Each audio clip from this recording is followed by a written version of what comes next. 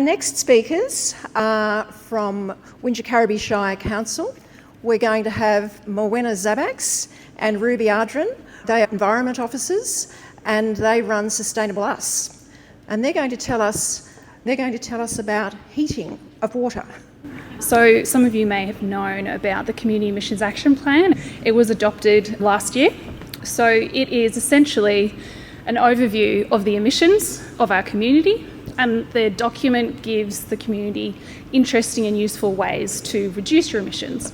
So it goes over the sources and estimates the impact of your activity. If you haven't had a chance to read it yet, it would be really good for you to have a little look.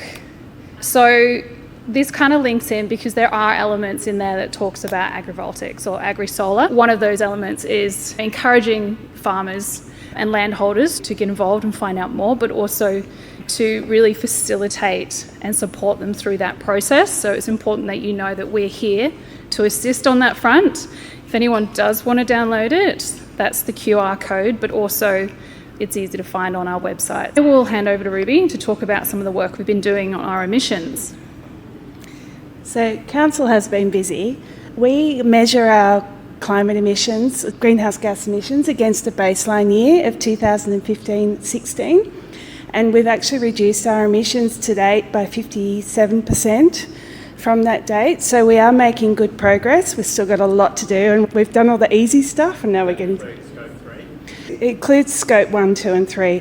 We're still working on a boundary assessment for our Scope 3, so that figure may change. But at the moment, on what we're measuring, we've had that reduction.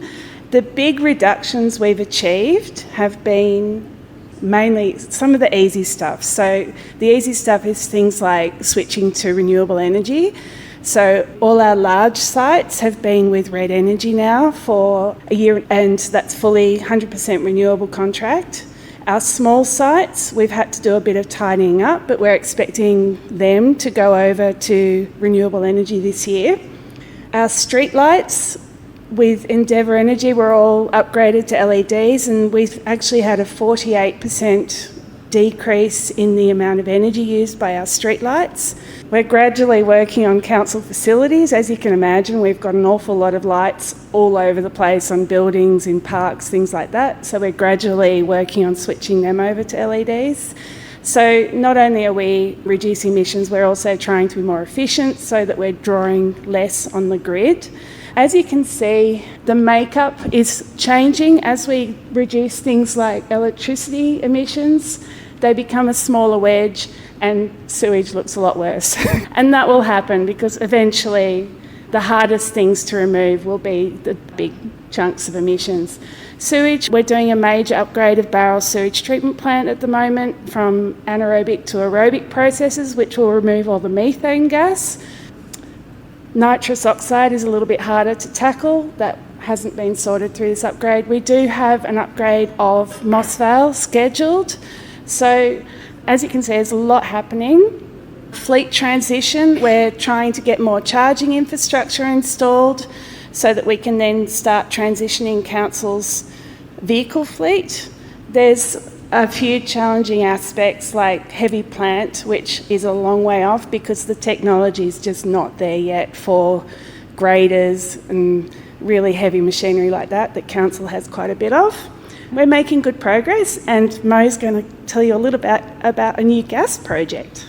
So pools have a lot of water to keep warm, and we have quite a cool climate down here. So that 8% of our emissions, 75% of that 8% is the heating for Moss Vale Pool. So we have been successful in getting a grant to upgrade the pool to electrify it. So there'll be no gas facilities on site, which is very exciting. It's a $1 million project. Will be 50% of that funded by council. It'll remove 75% of council's gas usage, 517,000 kilograms of CO2. And as you can imagine, with that much water, it costs a lot to heat it. So it's a projected $171,000 of savings by switching to heat pumps, which are much more efficient. So it's a very exciting project. And they've got plenty of information on the council websites as well if you wanted to know more about them. just wanted to add too, we do have solar. 3% of our energy is produced by solar.